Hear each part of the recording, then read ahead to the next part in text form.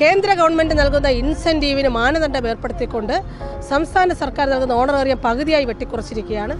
സമുദായ നേതാക്കന്മാർ, സാഹിത്യകാരന്മാർ, ശാസ്ത്രകാരന്മാർ, ചരിത്രകാരന്മാർ, രാഷ്ട്രീയ നേതാക്കന്മാരടക്കം ഈ സർക്കാരിനോട് നമ്മുടെ സമരം മാന്യമായി സെറ്റിൽ ചെയ്യാൻ ആവശ്യപ്പെട്ടിട്ടും അത് മുഖവിലക്കെടുക്കാത്ത അത്രയും ജനാധിപത്യ വിരുദ്ധരാണ് ഇവർ. 7000 രൂപയായിരുന്ന വേതനം വർദ്ധിപ്പിക്കാൻ ആവശ്യപ്പെട്ട് സമരം ചെയ്തു കഴിഞ്ഞപ്പോൾ ഇപ്പോൾ അത് 4000-ആയി കുറച്ചിരിക്കുകയാണ്.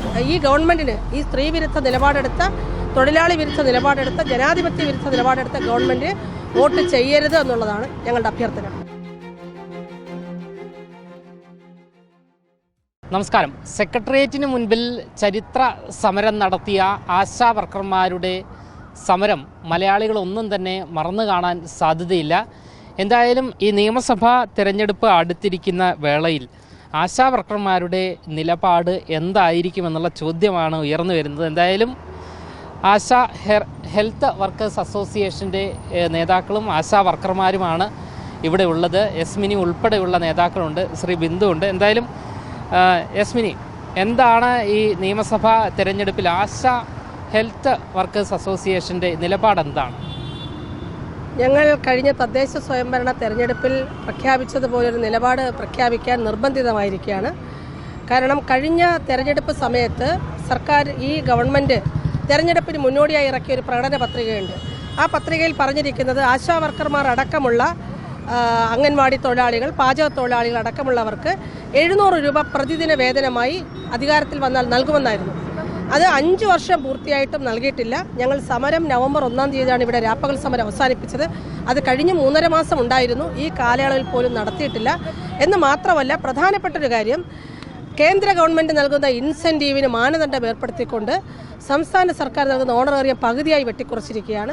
അത് കേരളത്തിലെ മലയോര മേഖലകളിൽ വളരെ ദൂര പരിധിയുള്ള, ഭൂമിശാസ്ത്രപരമായി വളരെ ബുദ്ധിമുട്ടേറുന്ന സ്ഥലങ്ങളിലെല്ലാം തന്നെ ഇന്നിപ്പോൾ ആളുകൾക്ക്, ആശമാർക്ക് 4000 രൂപ മാത്രമേ വേതനമായി ലഭിക്കുന്നുള്ളൂ.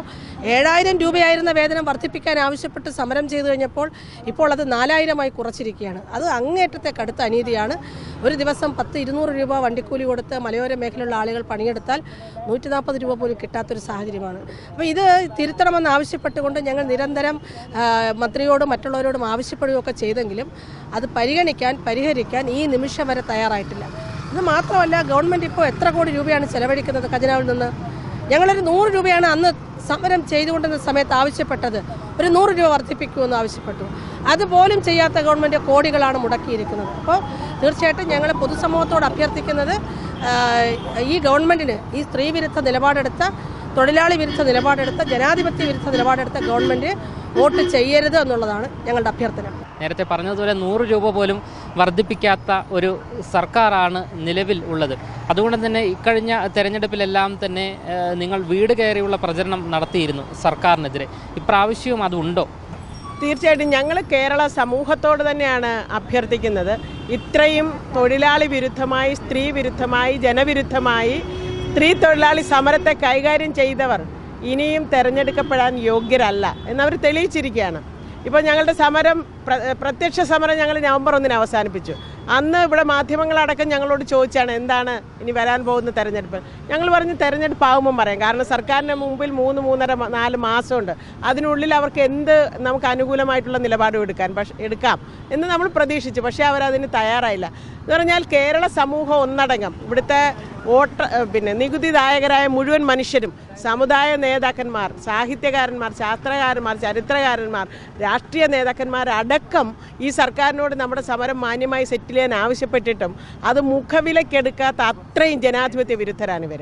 അപ്പോൾ അതുകൊണ്ട് അവർക്ക് ഈ ജനാധിപത്യ പ്രക്രിയയിൽ പങ്കെടുത്ത് ജനവിധി തേടി വീണ്ടും അധികാരത്തിൽ വരാനുള്ള യോഗ്യതയില്ല. ഒന്ന്. മറ്റൊന്ന്, നേരത്തെ മിനി ഇവിടെ സൂചിപ്പിച്ചതുപോലെ പണിയെടുക്കുന്നവൻ്റെ ഉപാധി ഏർപ്പെടുത്തി അത് പകുതിയായിട്ട് വെട്ടിക്കുറയ്ക്കുക എന്ന് പറഞ്ഞാൽ എത്ര തൊഴിലാളി വിരുദ്ധമാണ്. എത്ര കിട്ടുന്നത്? ഇവരിപ്പോൾ ഈ കൂട്ടിക്കൊടുത്തപ്പോഴും ഈ മാസവും കിട്ടാൻ പോകുന്നത് 8000 രൂപയാണ്. അടുത്ത മാസം മുതൽ 9000 കിട്ടുമെന്ന് ഇവർ പറയുന്നുള്ളൂ. ആ 8000-ൽ നിന്നും പകുതിയായിട്ട് വേതനം വെട്ടിക്കുറയ്ക്കുന്ന ഉപാധി വെച്ചിരിക്കുകയാണ് അവർ. നമ്മൾ കഴിഞ്ഞ ഏപ്രിൽ 3-നാണ് ആ ചർച്ച നടക്കുമ്പോൾ നമ്മൾ ഈ വിഷയം ഉന്നയിക്കും. മാർച്ചിലാണ് ഈ ഉപാധി കൊണ്ടുവരുന്നത്. ഈ വിഷയം ഉന്നയിച്ചപ്പോൾ 1 വർഷമായിട്ട് അവർ മാറ്റാമെന്ന് പറയുന്നതല്ലാതെ അത് മാറ്റാൻ തയ്യാറാകുന്നില്ല. ഇത്രയും തുച്ഛ വേതനക്കാരായ ആളുകൾ, പ്രത്യേകിച്ച് മലയോര മേഖലകൾ, കിഴക്കൻ മേഖലകളിലൊക്കെ വീടുകൾ തമ്മിൽ എന്തോ അകലമാണ്.